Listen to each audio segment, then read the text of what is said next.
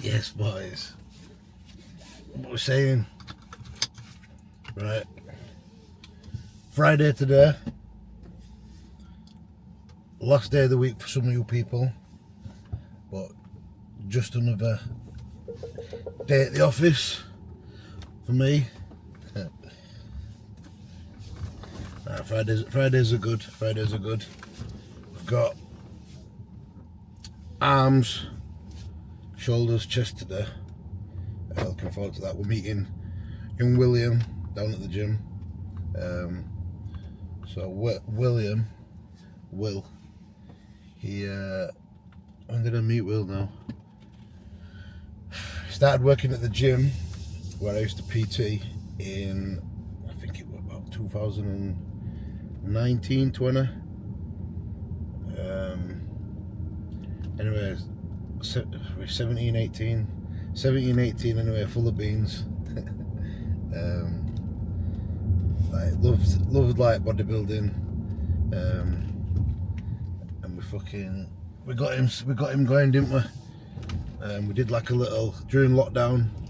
He had like some barbells and that at his house, at his mum's house. We got him peeled just to sort of like see if he had the minerals. And then when everything opened back up after lockdown, we did a few shows. He won his first timers show. He got peeled in bodybuilding, junior bodybuilding. And then we've done a few shows since. But he's one of these where he likes the men's physique sort of thing. I think he's scared of the hard work. He's scared of training legs. But when he did the junior bodybuilding, I'll take my hat off him because we did train together quite a lot, and we used to push it. And we used to put him through some crazy leg sessions, man. Yeah, good times. But anyway, he hadn't competed for 2, maybe 3 years, and I think it's his last year as a junior. So he messaged me the other week, and he's not really been on it. He messaged me the other week and he was like, last chance to compete as a junior, 9 weeks, what do you think? And he sent me some pictures and I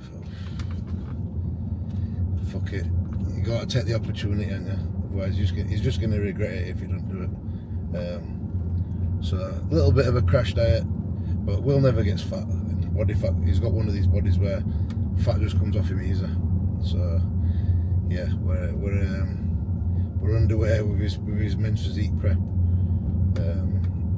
He's got the show, it must be about 6 weeks away now, 5-6 weeks, and then he's got finals a week or 2 later, I believe. I could be very wrong. I'll have to check. But yeah, anyway, we're meeting Will today. We're training with him, and I'm gonna have a look at him in person, because so far I've just seen him in. Obviously, I don't see him as often as what I used to. So I've just been seeing him, his check-in pictures, what he sends across. But as with all clients, I do like to see him in person if I get the opportunity. So yeah, I'm going to get a session in today, then we're going to do a little bit of posing after. Looking forward to it, It's been a while. We've got a few questions today from my boy Isaac, Jordan, Isaac, whatever your name is. France predictions. So this weekend it's the Tsunami Pro in France. Decent lineup, not as stacked as the Italy or Germany shows of a week. But yeah, what I think is, I think I think Quinton's going to win it quite easily. I think his only real his competition is James, and his biggest competition is going to be James and Lewis Breed. But he's beat Lewis Breed at least twice this year, quite comfortably. So I'd have to put Quinton in first, and then obviously James is competing. I think James has just got the edge on Lewis Breed. I just think they've both not got the best shapes or structures. But I think James is going to be, they're both going to be in condition, they're both big guys, but I think James is going to be a little bit bigger. And he's been working with Chris Tuttle, and I think he's really going to dial him in. I think it's going to be close to his best. I don't think he's going to be like his biggest, but I do think he's going to be his best. So I think James Hollinshead second. And then, so you keep seeing this, what's he called, Stefan, the black guy that come from Classic. I was watching a podcast earlier, and Stefan Kinzel, boss of Outlaw, doesn't seem to think that he has the size to place top 3. So I'm going to trust Stefan, talking about Stefan. And I feel like Lewis Breed's going to be 3rd. Then 4th, I think if he dials it in, I think it's going to be Hassan Mustafa, whatever his name is. It's like I think he's like I think he's Egyptian. He lives and trains in Canada. He's like a freak. Like if you just search his name, he's a freak. Like Nexzilla sort of freak. But he's one of these guys where Nexzilla gets in a lot better shape than him. Hassan struggles to get in shape, man. For whatever reason, whether it's genetic or what, but he struggles to get in shape, man. He never seems to bring that that detail. And then 5th, I think that Stefan could do it, but I think Tim Buddy's eye might just edge him. But then it depends what they want, because obviously Tim's gonna have size in him, but compared to his shape wise, his shape's not as good. But we'll see. But I think Tim, and then I think 6th, I think that's Stefan. I think that's my top 5, 6 anyway. Second question, what we asked was about the science community. So what were it now? Why does the bodybuilding community seem uninterested in the scientific community studies?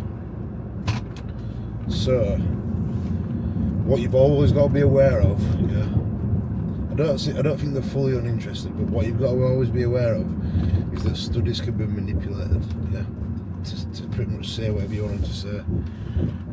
And 99.9% of studies, actual studies, and we're not talking about like anecdotal evidence, 99.9% of studies are done on untrained people who don't take steroids, who are not elite athletes. A lot of the times they've been training less than 6 months, sometimes maybe 6 months. And in these studies as well, I believe there's too many variables to control, man.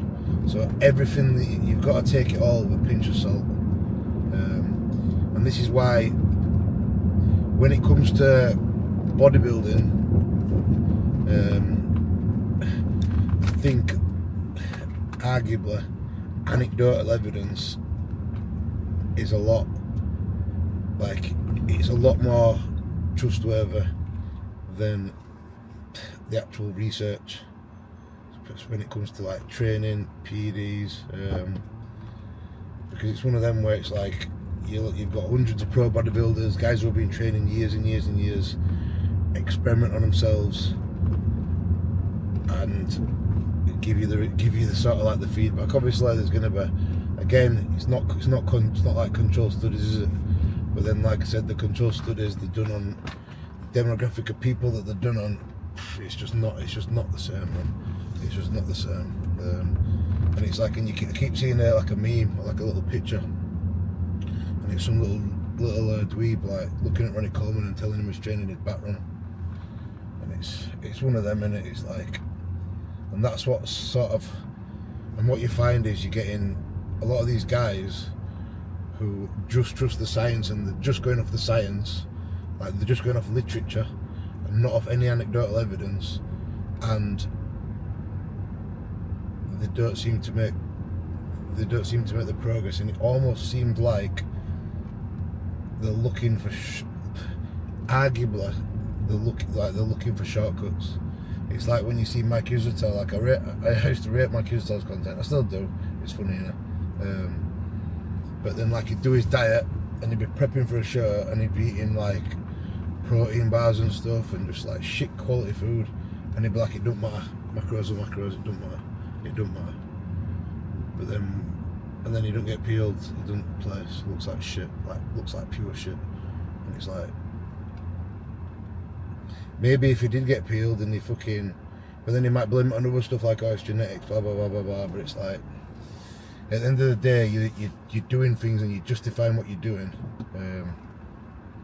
because you're trusting the science over anything else. And like I said, it's like the proof's in the pudding, in it. And I think they're just justifying some of these things, and finding ways just to make things easier. Yeah, that's my take on it anyway. Right, let's just pull in for some fuel, and then we'll be back on. We've got fuel. Right, so yeah, as I was saying, I don't think it's that they're not interested, like the bodybuilding community and the scientific community studies, but I just think it's one of those where it's like, anecdotal evidence is a lot more like, it's a lot more trustworthy. Simply down just to like the demographic of the people in the studies, and how the studies are carried out.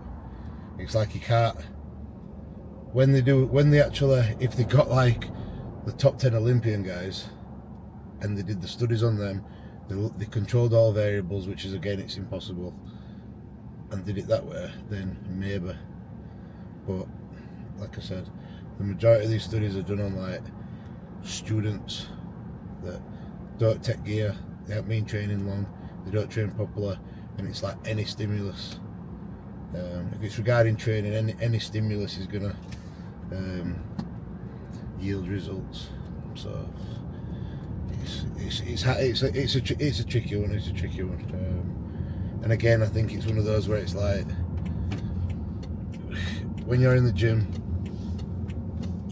there's two people giving you advice. One of the guys looks good, the other guy looks like he don't train.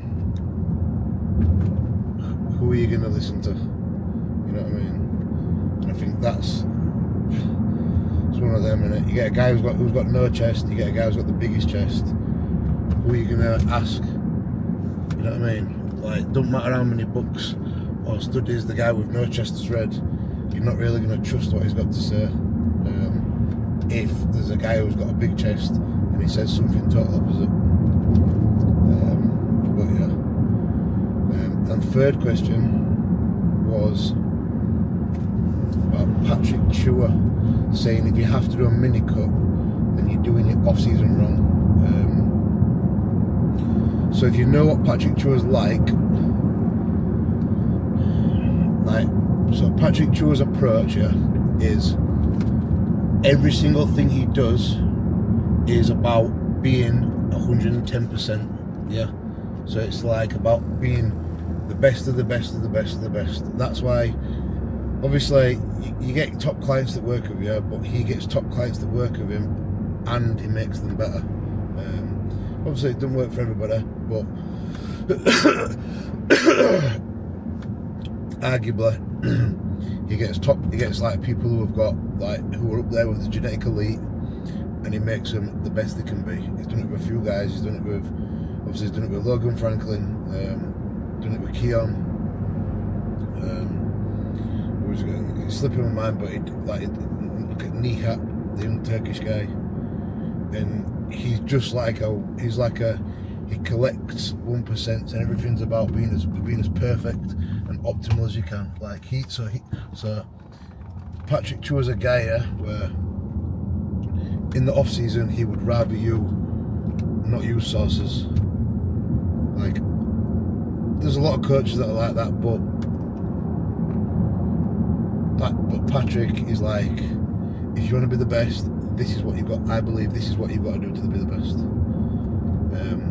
Like cheat meals, no place for them. And cheat meals is a weird one. Like, some coaches will see it like, it's not going to make a difference. Fuel to your workouts, blah blah blah.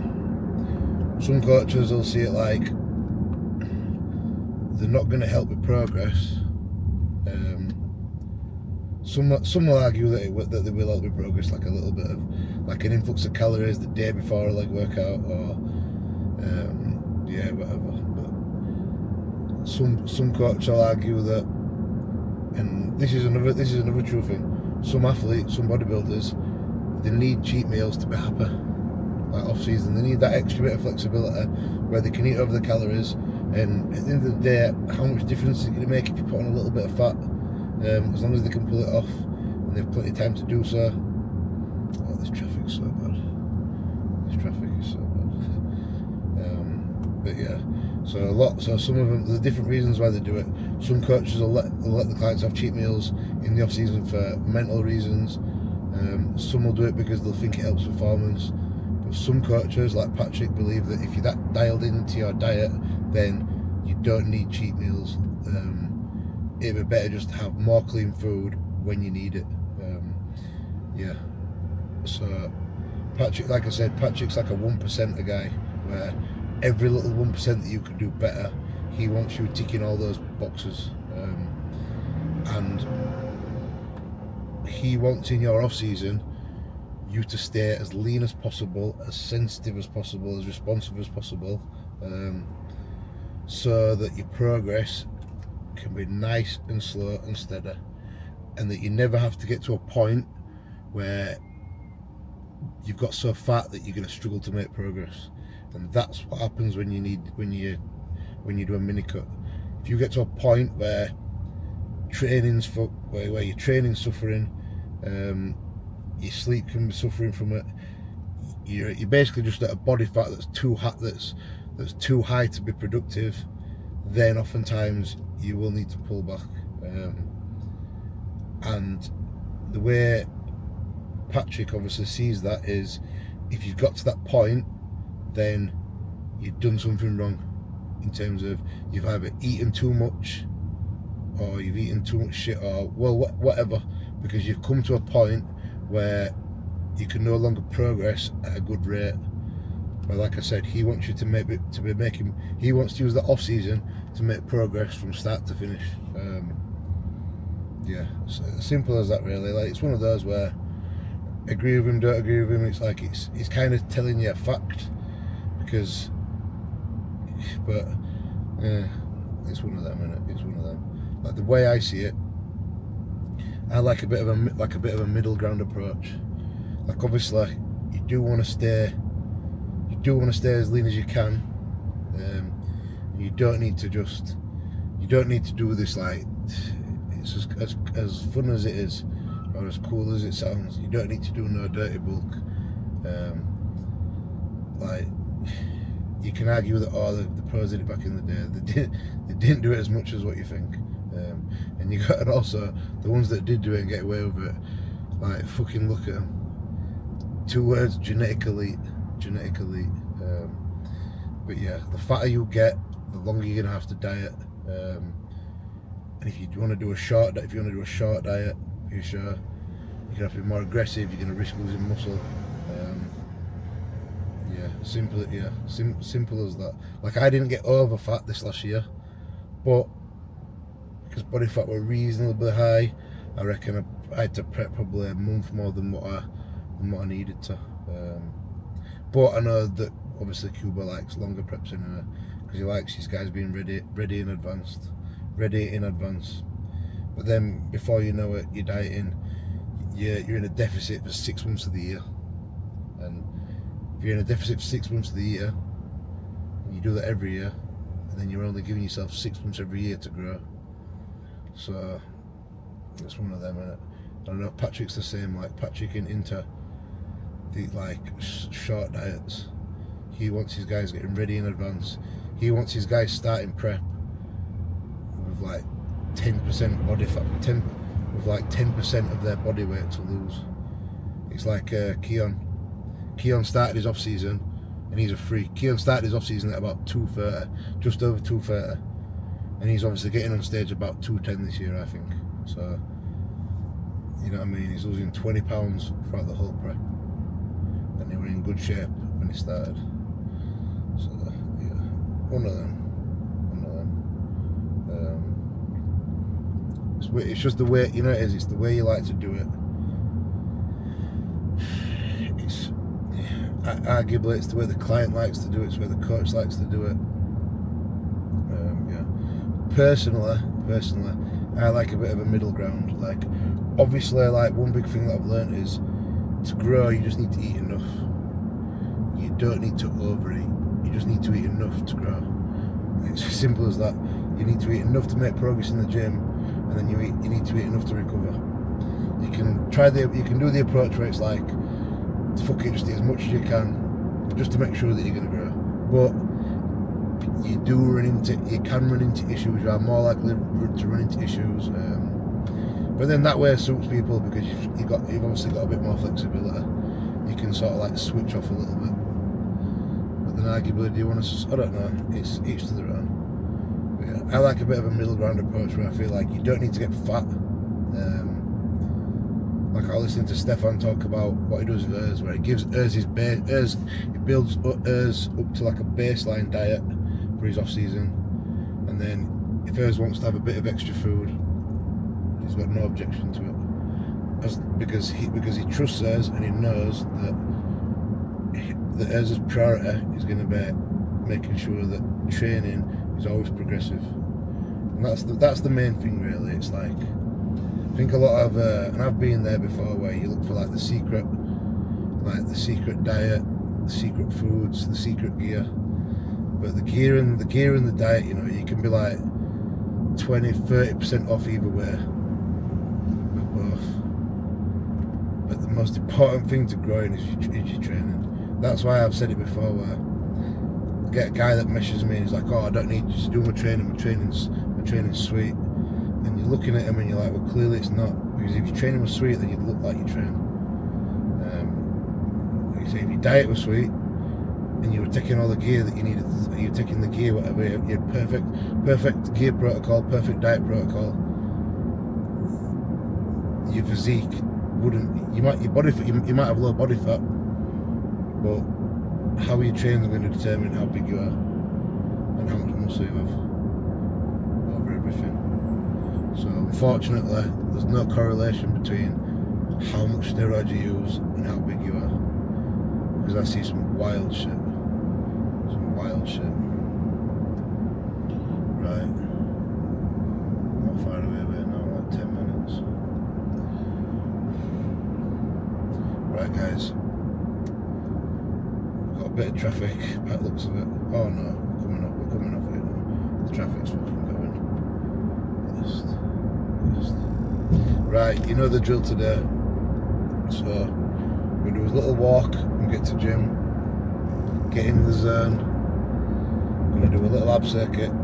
I'm gonna do a 60-second plank with some ab rollouts. I'm gonna do a 6-second plank, 10 to maybe 15 ab rollouts, 3 or 4 sets of that back to back. And then I'm going to start with the workout. The workout's going to be, we've got hammer cable curls, then we have overhead dumbbell extension, then we've got bicep curl machine, then we have got heavy straight bar tricep pushdowns, and then incline Smith, like 30 degrees for chest, 2 sets of that. Then we've got pec deck, just 1 set, followed by a couple of sets on calves.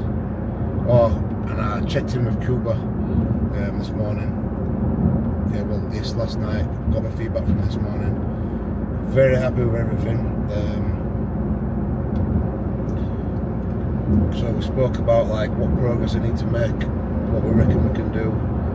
Cuba thinks if I pushed it this year, we could have probably found somewhere to get pro card this year, but he knows ultimately the goal is just to keep making progress more, and the plan is to make as much progress as we can over this push phase. And what we've said is, if we can keep pushing and we're still growing, then we're not going to prematurely start prep. We're going to keep growing and milk the growth phase as much as we can. And if it means that we do a show later on in the year, like around this time next year, then so be it. It is what it is. But yeah. And then he's also, what we've done is we've actually taken Slew out, as he wants to save it for the back end of the push phase, at the start of like the pre-prep phase. But he just says it'll be a bit more effective if we use it then. And for now we're just going to stick to the SS3 one, obviously the oral BPC, and the MOTS-C. And then also what we've put in now, we're experimenting with a little bit of retatrutide, so we're just going to run 1.5 milligram a week and microdose that across the week. Not so much for the appetite, but there's a lot of other benefits from it. So let's see what sort of progress we make using that. Yeah, blood's done over there. Everything's where it needs to be. We're in a very good place. Yeah, what's the what else? No, like I said, Cuba's happy with condition. We're averaging, like, at the moment, it always happens at first. We're putting on like around a kilo a week, maybe a little bit less, but that will obviously slow down. But yeah, and also I think he's programmed me a bit of a deload next week, and then after the deload, that's when we up the training volume a bit. So looking forward to that. And then when the training volume, we're slowly over the next 4 weeks progressively upping the amount of gear that we're taking. Nothing crazy. We're literally like over a 4 week period, I think we're gonna go to like from about 500 tests to 800. I'm gonna go from 800 mass strong to a gram. Yeah, it wants me to up primo as well, but yeah, man. Exciting times. Everything's going good. Right, guys, I'm gonna start sipping on my pre-workout now because we're only a few minutes away from the gym.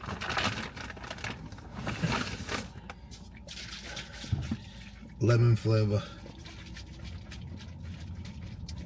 Pitbull pump, and I've added a little bit of taurine.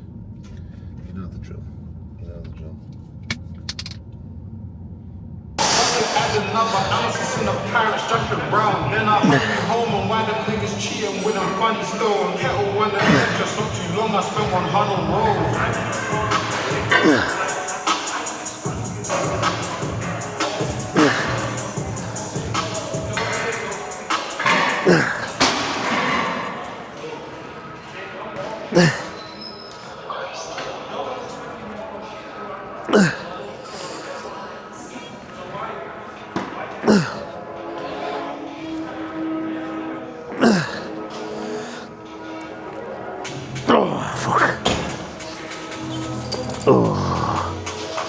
Fuck me, man.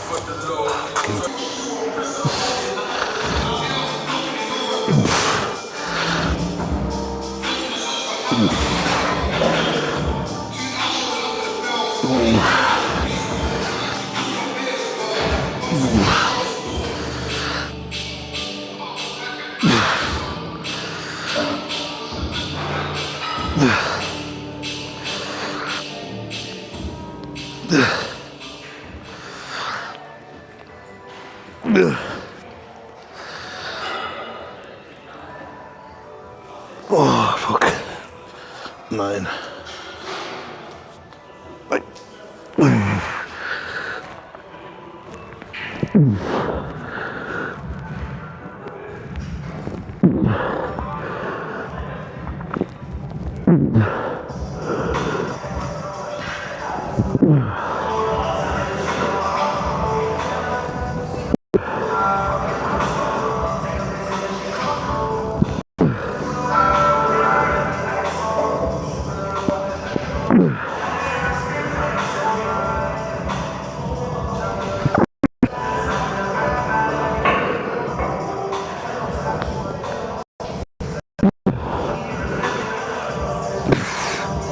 Same again.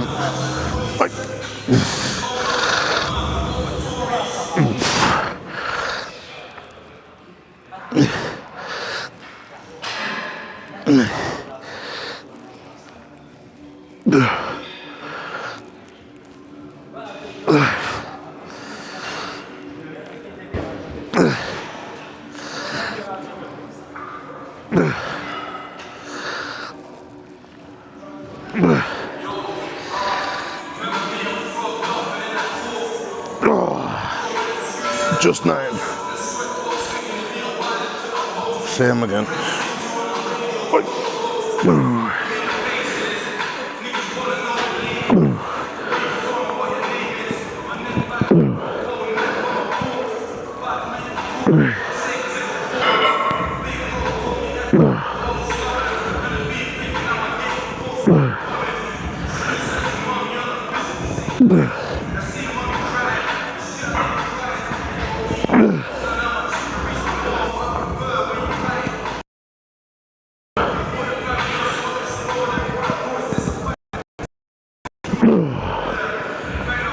Yeah, man.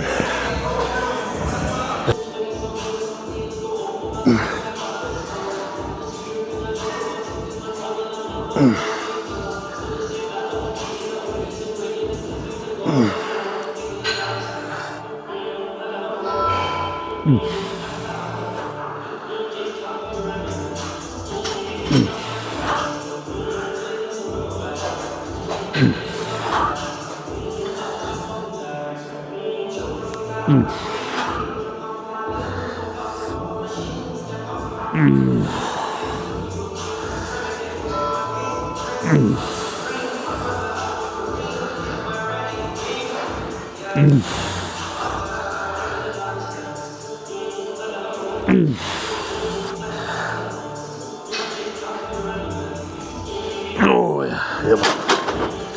Perfect.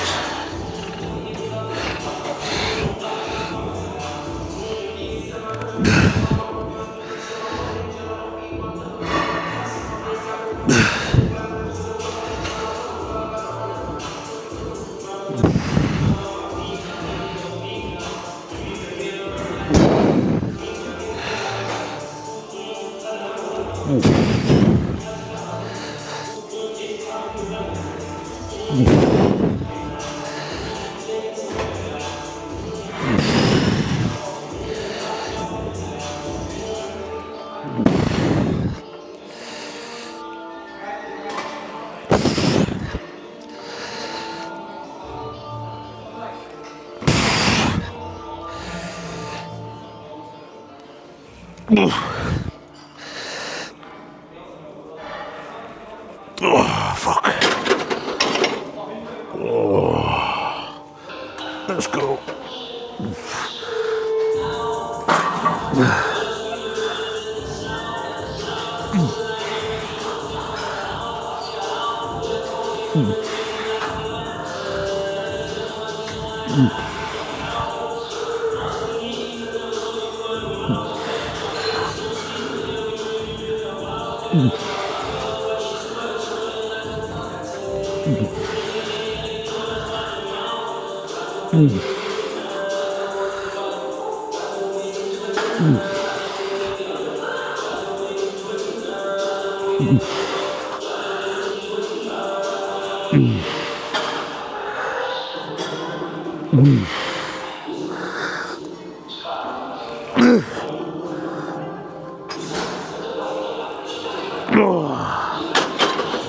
Fuck me.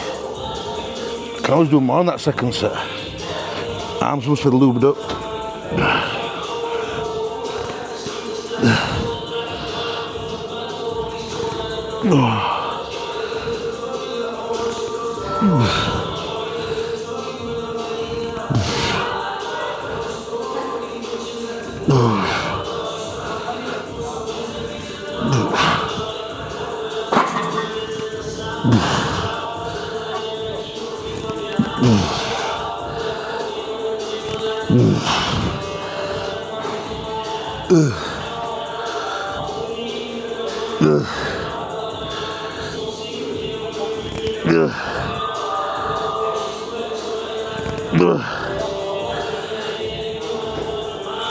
Oh yeah.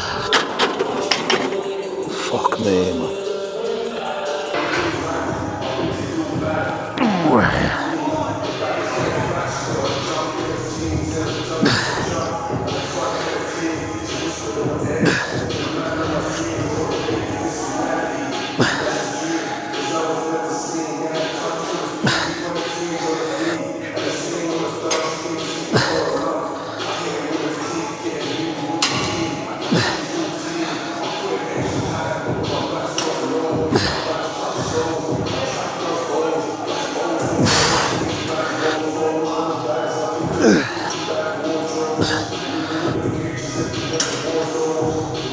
Oh yeah. Yeah man. 2 more than last week. Fuck.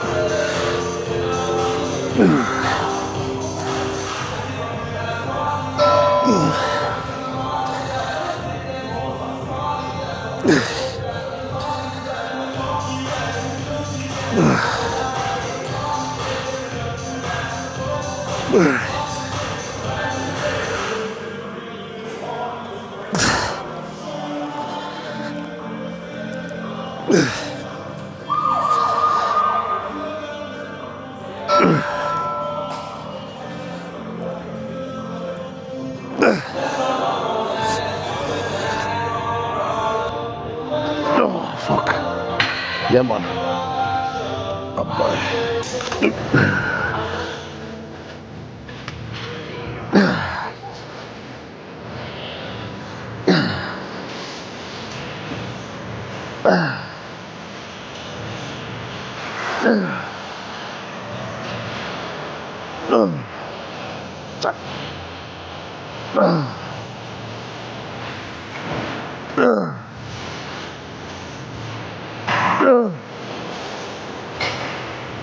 Oh, fuck. 9. Let's stay on that weight. Fuck me, man.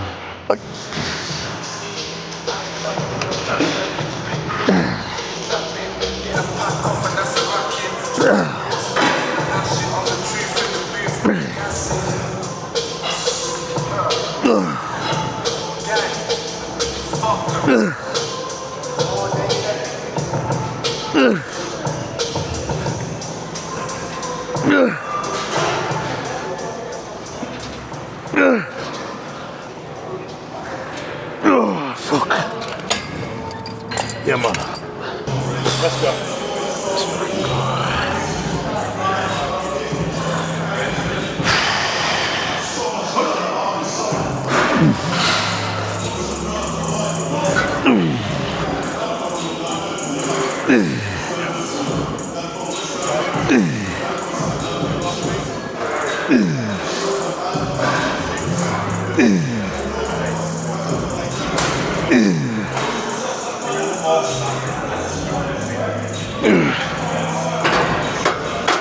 Oh, yeah, but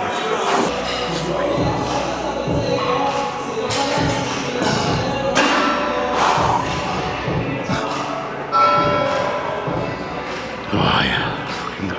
Let's go.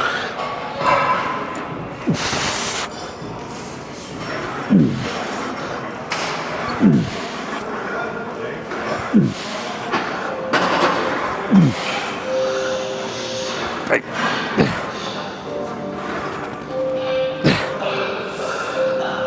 Hey.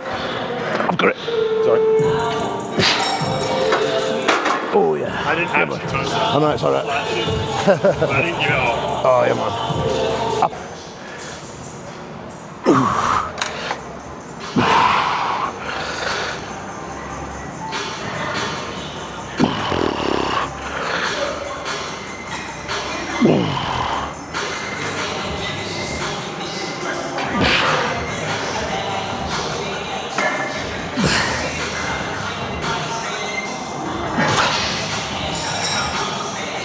Oh,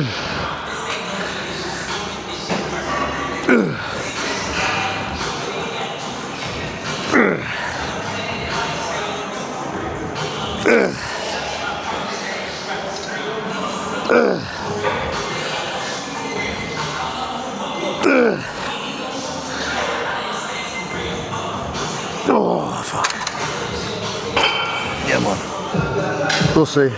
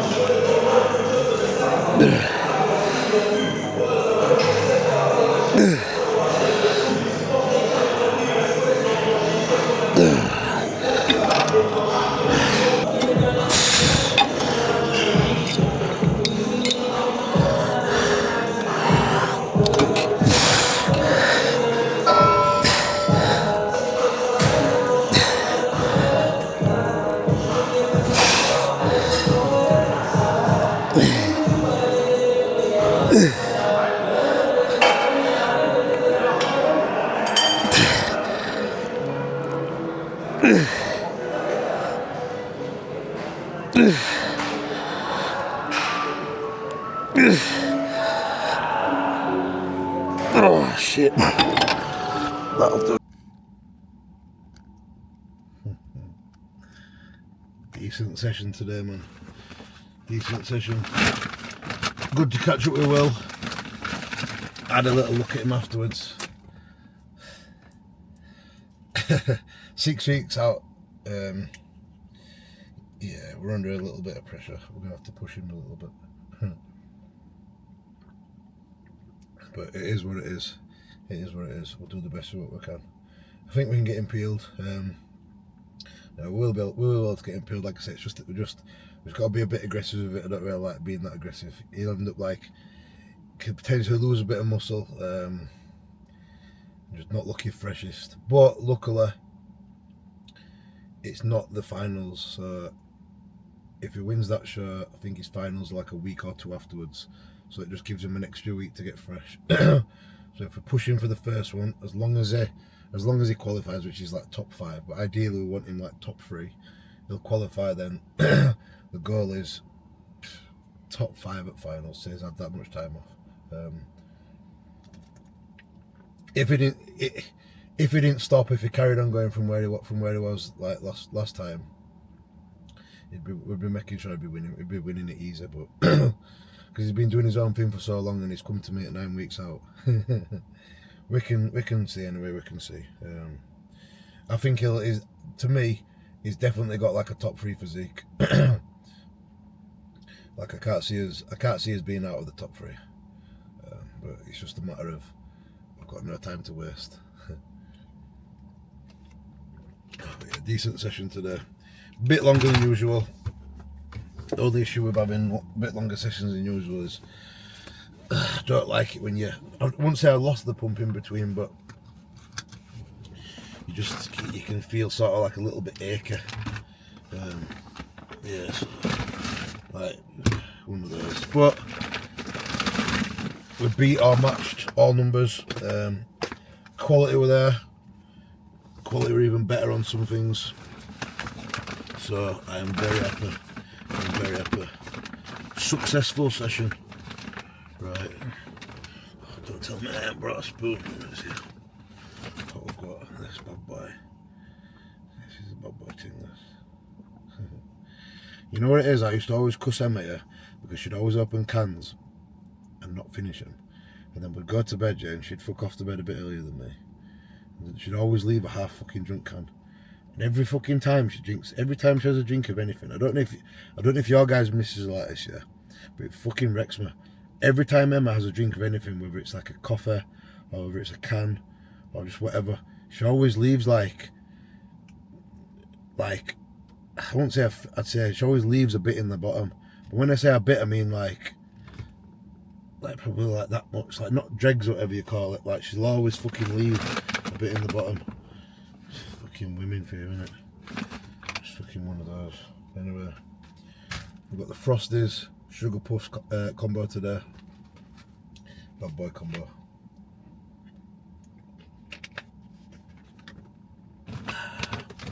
And got the berries. The summer berries. Summer's berries. Let's get them on. Then I'll tell you what I've been rating lately. If I have Greek yogurt, I've been whacking it in that. I've been putting in that my oats sometimes and my cream of rice as well. Peanut powder.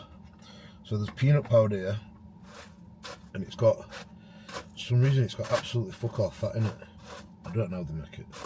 But anyway, it says it's organic and it's 100% peanuts. There's no other ingredients in it. So I've been putting about 4 grams of that. It's just enough to get the flavour from it in certain things. Got a bit of calories, but actually no fats, just a bit of protein and carbs. And anyway, I've added some to my shake today. So I've got coconut milk with the Gas Mark 10 coconut whey. Code Tom10 for a bit of discount, obviously. And then put a bit of the peanut powder in. But yeah.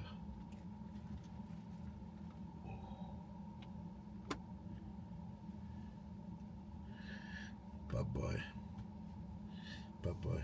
Should have put the mic on front of for a bit of what's it called? ASM. What the fuck's it called? You know what I'm talking about anyway. You know what I'm talking about. That's why I ended up watching them videos in prep. They call like mukbangs, where you'd get some girl sat in the car eating fucking eating like deep fried chicken and burgers and chewing it, and you can hear him doing it. Yeah. Sometimes your head goes when you're dieting, but you know what? To be fair, that's the worst thing you can do is watch that shit. When I was watching that shit, yeah, all I could think about was food. And then I think I was about 2 weeks out, and I thought, what the fuck am I doing? It's like torturing yourself, but it makes it worse. It makes it so that that's what you think about. But yeah, don't do none of that shit, man. Don't do none of that shit. Because it doesn't help. Oh, fizzy that. Right. Another good session. Of progression all around. One thing I started to notice, and again, Cuba's programmed it perfectly, because I saw on my timeline that next week I think we've got a bit of a deload. But my arms are started to feel a bit sore, man. I think they're just getting to that point where I just need a little bit of a break. And I think it's one of those things where it's inevitable when you're pushing it, when you're growing. The muscles obviously get strong, the tendons don't get as strong as fast, and that's the issue. But at least it's not in my knees and shit, in my legs. It's just a bit like arms. But yeah, other than that, fresh. But we've just got to be careful now, and I think this is perfect time for a bit of a deload. Even if it's just a deload, like you say, with some of the arm work. But yeah, we've got back and hamstrings tomorrow, and what I might do is I might include some of my meals tomorrow. If not tomorrow, then we'll do the meals Monday. We'll do a bit of a full day of eating. But yeah, and I think tomorrow, I think with the deadlifts, I think we might do them from the floor, but still isolate hamstrings with them, but I think we're just going to do them off the floor. Yeah. I don't know. You can end up going too heavy lifting it off the rack, and it's a weird one. We'll test out anyway. We'll see. Right. Nice one, guys. See you on the next one.